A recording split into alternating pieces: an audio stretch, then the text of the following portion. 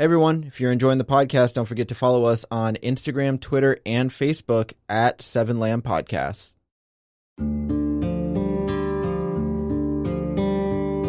7 Lamb Productions presents Tower 4, Season 1, Episode 9, Last Night.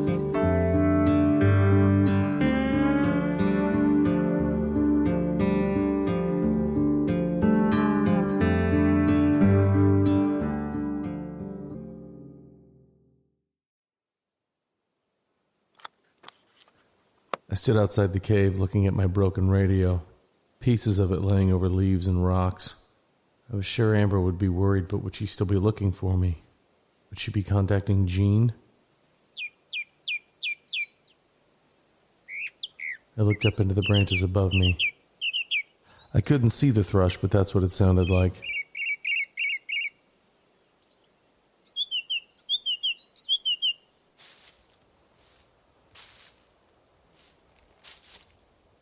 I spun around to see Jerry standing a few yards away, holding a torn map.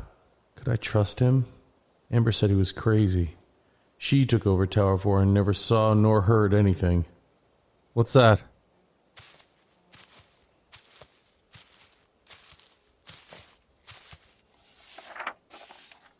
Scribbled notes blocked out half the map. I looked here, and here. But nothing? He shook his head. And you're sure it's here, in the woods? Yes. But how can you be? It's here. I was having such a hard time wrapping my head around all this. But back at the tower, there were papers and notes with crazy ramblings taken straight out of the journal. I couldn't ignore the whispers and music and dead bear. If this guy standing before me was crazy, so was I. What happens if I don't return to the tower? They'll definitely know something's up. Help me find this. How long have you been searching? He just shrugged. I have to find it. I understand, man. I mean, kinda, but what I don't understand is what happens when we find this bunker. Do you have a plan? He looked to the ground and kicked a rock like a child in trouble, avoiding eye contact. What are you going to do? That's when he reached into his back pocket and pulled out an old bent Polaroid picture. He held it out to me. I took it. Who's this? The photo showed Jerry with a red-headed woman with large doe eyes and sporadic freckles. They both looked happy. I have to find her. Who is she? His lips quivered as he closed his eyes. I don't remember. Jesus Christ. I have to find her. They hurt people. They hurt you? Yes. They hurt her? They will. What about Amber? I can talk to her, tell her not to tell Jean. No. Listen. No! He snatched the photo back and this time shoved it into his hoodie's pocket. I can't just disappear. They'll come looking for us like they did the father and son that went missing. They didn't. They didn't what? They were taken. Who? The father and son? Yes. What the hell are you talking about? I saw them. They went into the woods before they made it here. They took them. Buddy, you gotta help me out. Who took the father and son? Jean? No. Amber? No. Who? The others. What others? Other people? The ones dressed up. Dressed up? Who the hell is dressed up out here? Then I remembered the strange man by Enos Lake. The one in the white collared shirt and beige pants with headphones in a metal box. There are other people out here? Yes. Not rangers? Not hikers? He shook his head. And this bunker, is that where they are? Once again, he shrugged. I don't, that doesn't make any sense. Amber said Jean said they made it out. Why would those dressed up people take them? For me. What? They look for me. And the thing. God damn it. How did you know the dressed up men didn't help escort them out of the woods? They were lost. They weren't. How do you know? I saw. No, that's insane. The backpacks, the tent. They took it. They took it all? Yes. Where? Here. Jerry held up the map. The bunker? How do you know? But once again, he struggled for an answer. They had to. If that's the case, what makes you want to find this place? For the girl? Call the police. They'll help. I mean, come on. What is this? Being taken by fucking who? G-Men, and for what? You don't even know. You don't remember shit, at least nothing of importance. And honestly, I don't belong here. For fuck's sake, you bash me on the head and drag me to some fucking cave and I'm supposed to help you? Really? I'm sorry, buddy. I won't rat you out, but I can't help you. Please. I didn't sign up for any of this bullshit. God. At least I can rest assured I'm not going crazy. They'll hurt you. They won't be able to because I'm leaving. I was a little nervous to see how he would take the news, but he didn't move. He looked at me with saddened eyes and then lowered his head. Sorry. I looked back at him, but all he was doing was staring at the picture again. I could see a tear slide down his cheek. Which way's the trail? He slowly raised his good arm and pointed north. Thanks. Wait. What? Jerry went into the cave and some 30 seconds later reappeared, this time with a bottle in hand. Vodka? Yours. Thanks, man. I took it and threw it in my bag. Good luck. I wasn't sure if he pointed me in the right direction, but I had my map and compass and they helped guide me the rest of the way. It took about 30 minutes, but I finally reached Windwalk. I could see the supply cache. I looked up and down the path and momentarily thought about heading to Amber's tower and telling her everything. But why? Would she even believe me? No, she wouldn't.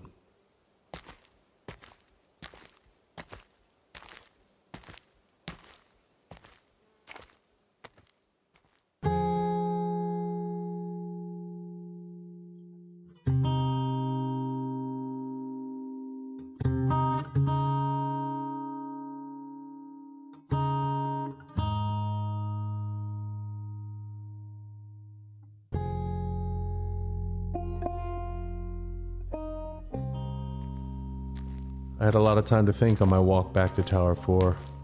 I felt like I was trapped in a nightmare. But instead of floating above the city of flickering lights, I was thrust into the woods, isolated but not alone. The young reference I'd so callously thrown at Amber was in fact eating away at me.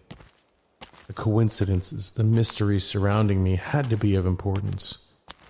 But I never really thought about a true link until Amber brought it up. But now, who knows? The fact that Jerry was out here searching for some woman, for some underground bunker that he knew nothing about or maybe willfully forgot. The fact that I had spent the last 2 months digging into his journal looking for something, anything, and here he was, in person, unable to explain. The eye carvings, the man by Enos Lake, the father and son, these things were linked in some way, but did I care? I was leaving. I had to leave. I felt bad walking away from Jerry as he cried over a picture of some lost loved one, but how could I help? I made a promise not to tell anyone, but maybe when I left this fucked up section of the woods, I'd break that promise.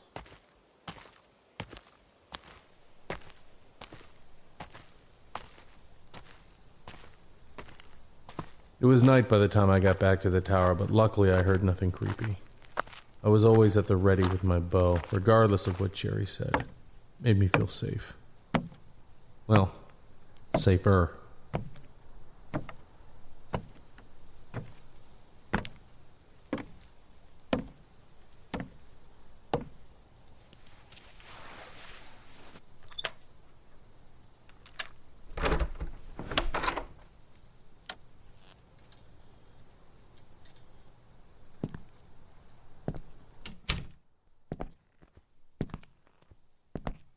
I stared at my table, the abundance of papers. I'd spent so much time looking through the journal trying to make sense of it. Yet now I didn't care. Or was I forcing myself not to care?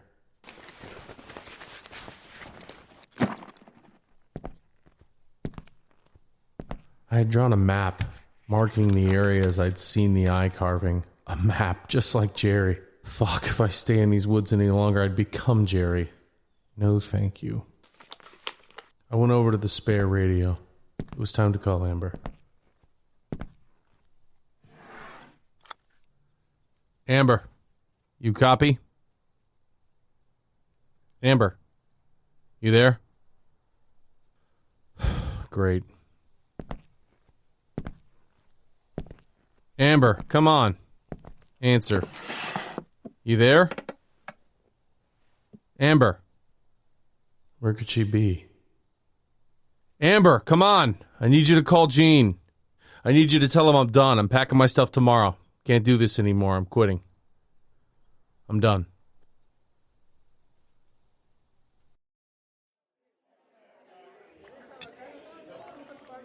Hold on. You're taking her back? I thought you said you were done. I am done. Doesn't sound like it. Well, I am, Tina. I'm done. If you were done, you wouldn't be talking to her. That's all it is. Talk. I'm not taking her back. We've seen this before. It starts out as talk, then progresses to meeting up, then she sucks you back in. Ricky's right. She's a certified succubus. You meet up with her one time and thump, thump, her tentacles come out and she's got you. What's with the tentacles? It's how she latches on. Is that common knowledge when it comes to succubus form? Is there a standard form? She says Nate misses me. Of course she says that. That's how she sucks you in. I thought that was the tentacles job. Guilt is pre-tentacles. She has to get him close to her first. You don't think he does? Does what? You don't think Nate misses me? Of course he does, Mike. But that can't matter now. It's true. She's done this before. She uses her kid to get to you. Oh, it's sick. Really. I was like a dad to him. But no offense, you're not his dad. Thanks. I mean that you have no say in how he's raised. You can't help him. But she needs help. That's up to her. You've given her plenty of chances and things haven't changed. We know it's hard. We know you want her to get help. We know you care for her son. We know you're a kind person that likes to help people. But in this case, you've done all you could. It's time to walk away. You have to walk away. Tina speaks the truth. Now, let's get some more drinks.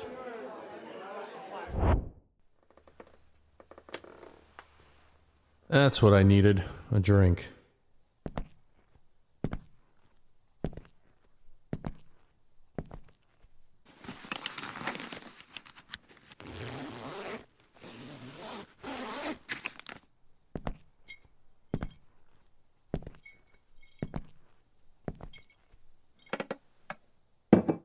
Okay, Amber. Let's see how good this vodka really is.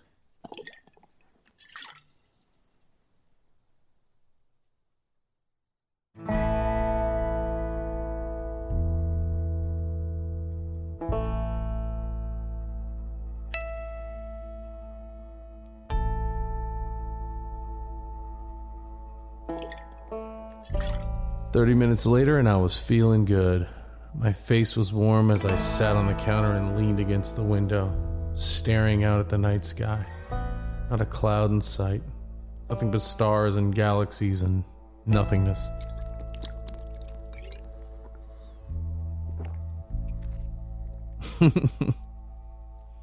What the fuck? What the fuck was wrong with me? I was halfway done with my half.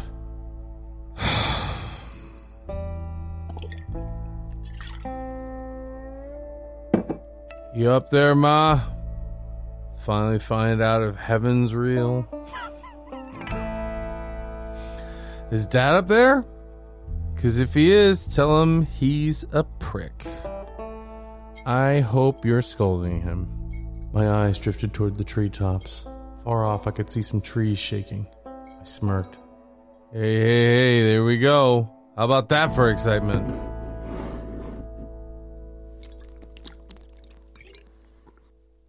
What are we gonna hear now? Chopin? Mozart? Maybe some fucking Bach?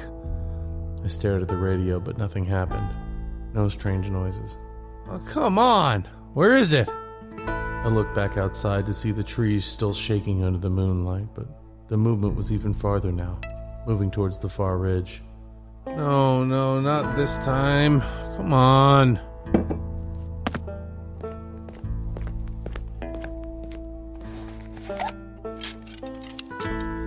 quickly grabbed the bow and arrows and went outside. The night air was cool, but my body was still warm. I walked to the railing, loaded an arrow and aimed high. I just barely make out the shaking trees in the moonlight. Fuck you. I fired and watched the arrow soar high, arc, and then disappear into the woods. I wasn't even close to the movement. It was miles away, but still, why not anything over the radio? Is it too far? I loaded another arrow and aimed. But the trees were steady now. I lowered the bow. I actually wouldn't have minded tonight.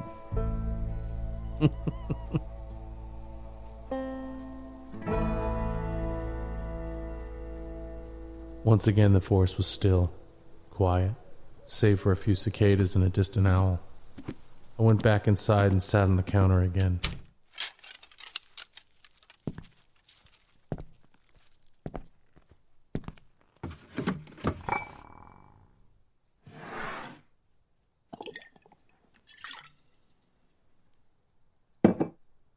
I closed my eyes. I didn't even feel myself drift off, but I had. I was sitting on my childhood bed overlooking my neighborhood. Dad was already halfway up the highway ramp. The streetlights flickered. But this time I saw Mom outside. I never noticed her before. But there she was, standing in the middle of the street, crying. Then I was in the clouds. Fuck!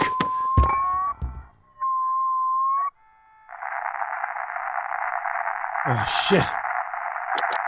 What do you want? Mike? You there? Please answer. Please. What? Oh, shit. Amber? Jesus Christ, there you are. What the hell? Where have you been? You wouldn't believe me if I told you. Well, you're in your tower. How do you know that? I see the light. I spun around and went to the window. I pressed my face against the glass and cupped my eyes. Her light was on, too. Oh, yeah. Good deducing. And you're drunk. But how? Besides the fact you sound the way you do, I know you took the vodka, which was a dick move, by the way. Why? It was mine. Your present, remember? Yes, Mike, I remember. I also remember that we were supposed to meet up at the cache on Wind Walk. So what, you just take the fucking vodka and ditch me? I went there for you. No. It wasn't like that. So it wasn't you ditching me on our blind date. It was a date? I was joking. Oh, well, I was there. No shit. The cache was unlocked. The vodka, gone. Did you look for me? What kind of a question is that? Of course I did. Even went down Shoshone. And? And what, Mike? You weren't there. No, I know, Sorry about that. So where were you? I can't. I don't. Jesus. How drunk are you? I can't say. How drunk you are? Where I was. Why? Because I don't really know. If this was your way of getting back at me, It wasn't, I swear. I wanted to meet up, really. then why can't you tell me what happened? I apologized. I thought we were good. It isn't like that. Something happened and I got lost. You got lost? Where? I don't know where. That's what lost means, right? I mean, off of Windwalk? Because you made it to the cache. Yeah, well, it was after that. I felt dizzy and just wanted to sleep, but I knew she wasn't going to drop this. And I couldn't blame her. I shouldn't have answered. Should have waited till morning. What does that mean, Mike? You opened the cache, took the vodka, then went into the woods and got lost? Actually, yeah. I couldn't tell her about Jerry. I promised him, right? I couldn't tell anyone about that. At least not yet. Not till I was out of these fucking woods. I went down Shoshone. To the cache? I thought you might be there. Oh, did you open it? No, because I didn't have the combo, and you weren't answering my damn calls. I'm sorry about that, but yeah, my radio broke. What? No, seriously, my radio broke. It shattered. That's why I came back to the tower. I'm using a spare. You just got back? Not long ago. I tried calling you, but you didn't answer. I didn't get the calls. Are you telling the truth, Mike? Yes, but here's some more truth. Tomorrow, when you wake up, tell Jean I quit. What? I'm quitting. Why? Because I'm tired of this. I told you that. I thought it was a phase. I thought things were going to get better. Why didn't we meet up? Were you scared to meet me? No, Amber, that's not it at all.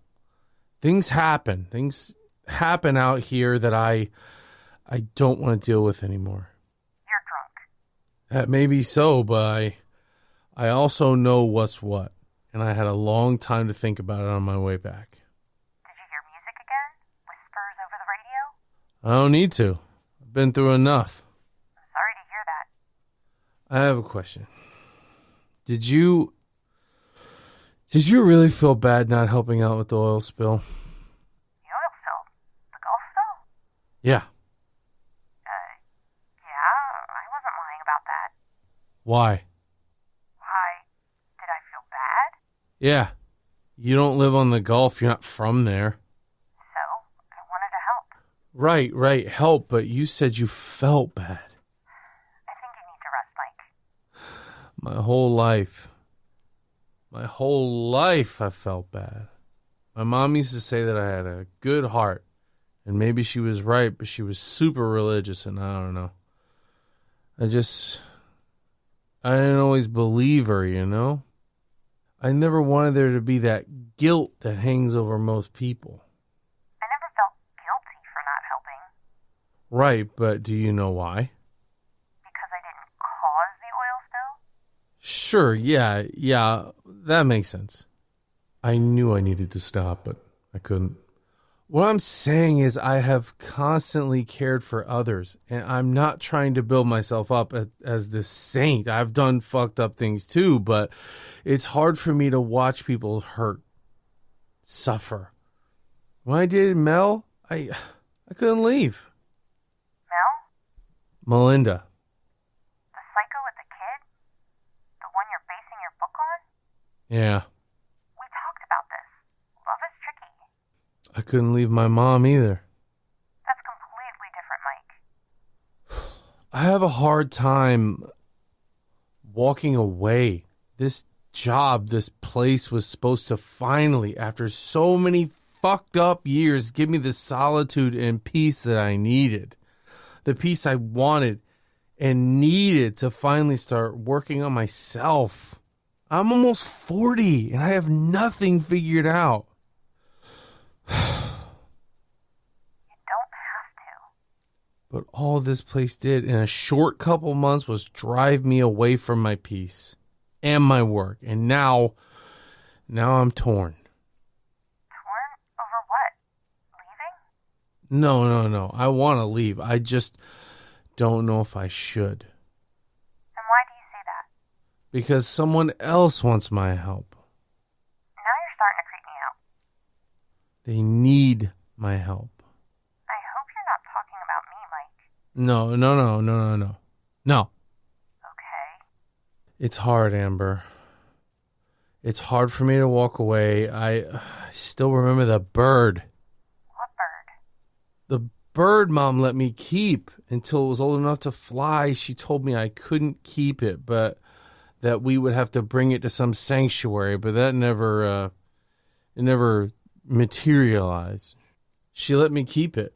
A few months later, it took to the sky and disappeared into the clouds. So you rescued a bird? Not long after Dad took off. Maybe that's why she let me keep it. I don't know. Mikey, why don't you get some rest? We can talk more in the morning, okay?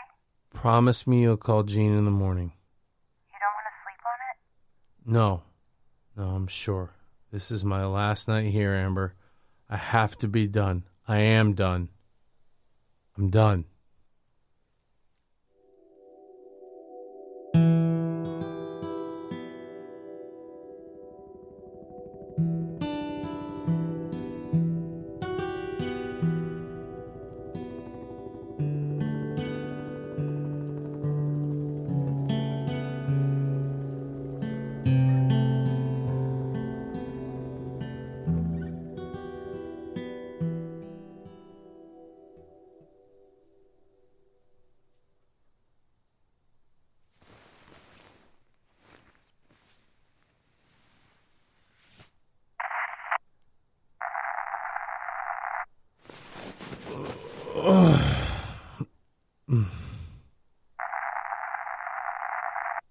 I awoke to the radio once again. I had a throbbing headache and didn't want to move. I felt sick. Stop. Just stop. I looked at the time. 4 a.m. precisely. Why? Fuck. Stop. I heard the radio turn off and my eyes shot open. I sat up, staring straight ahead. Someone was in here, but my eyes wouldn't adjust fast enough. Hello? Hello, who's there?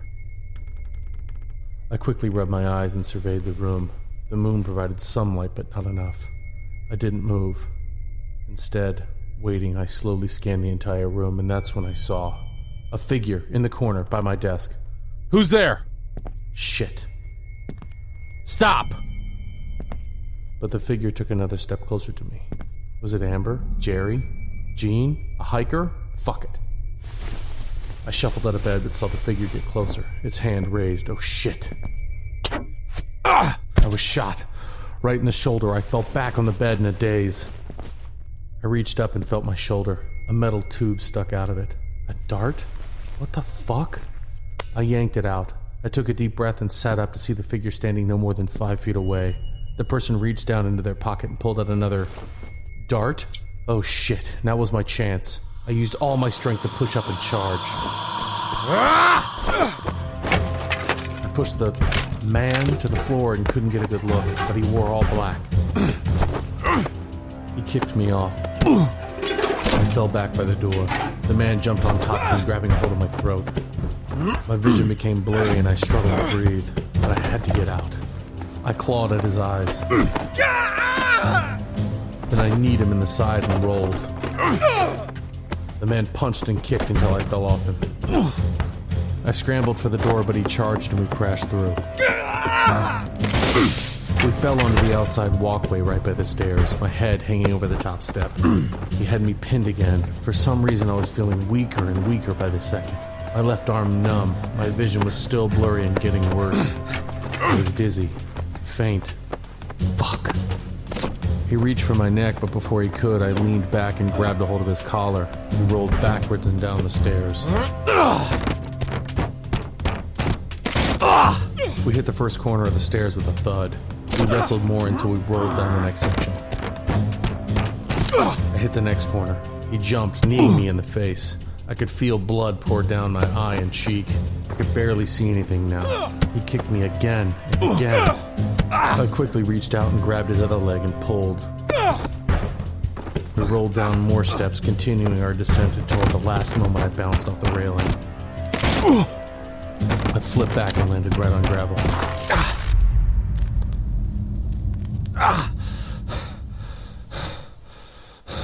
I was laying on my back, looking up, barely able to make out the dark tree branches swaying above me. My whole body ached. I felt sick. I wanted to throw up. The world slowly started spinning. I had trouble moving. I was so weak. I heard footsteps beside me. The man was coming at me again, but I couldn't move. Wait, stop! Soon a figure was beside me, staring down. Then another, and another. Were there multiple people, or was I seeing things, hearing things? I couldn't tell. Everything slowly got darker. I could just barely make out 4 figures standing over me, all dressed in black. And then one of them lifted their leg and kicked, knocking me square in the jaw.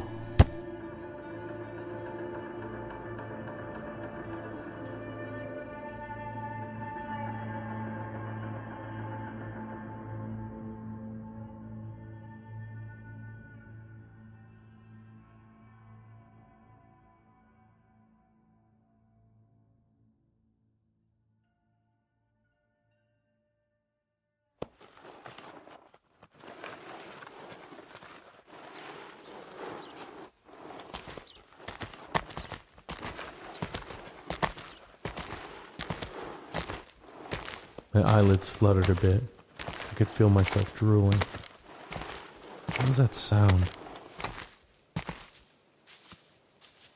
tried to force my eyes open, squinting at best. I could just make out the morning light. I was in the woods, a person under each arm holding me up. I was staring down at leaves and dirt, my legs hanging limply behind me. What the hell was going on? I lifted my head just enough to see another man in front of me, dressed in all black, standing by a large rock. What was he doing? That's when I noticed the lake behind him. Was this Enos Lake? It had to be, right? The man stepped to the side of a tall tree. That's when the rock in front of him started to move. It slid to the side slowly. Was I dreaming? I felt tired. This had to be real. It had to be.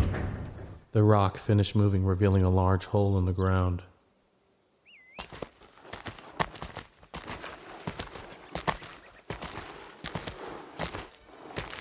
Classical music? As we got closer, I saw that in the large hole was a descending staircase. Flickering lights on either side showed just how far down the stairs descended. A bunker. Holy shit. I tried to keep my head up but couldn't. I was still so tired, but that meant I wasn't dreaming. This was real. And the music was getting louder as we descended. The stairs didn't seem to end. The music mixing with the rhythmic thuds of our feet put me into a trance. It was soothing. I closed my eyes and just listened. This was peaceful. The irony wasn't lost on me. I was just so tired that I didn't care. So I let these strange people carry me toward the music, and I quickly drifted off. And I dreamt of clouds. Only clouds. But this time I wasn't floating. I was flying. And it was nice.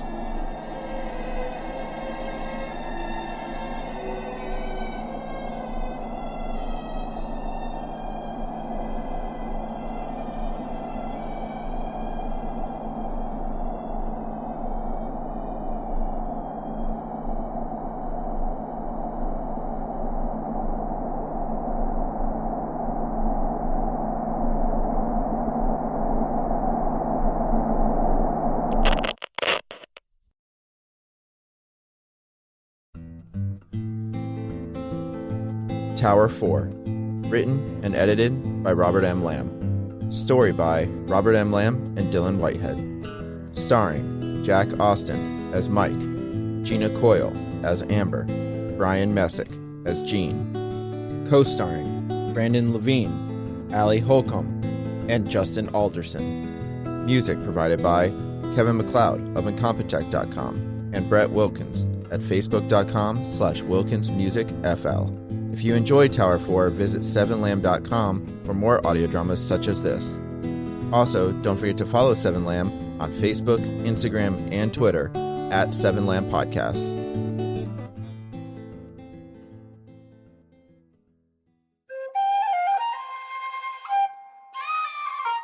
This has been a 7 Lamb production.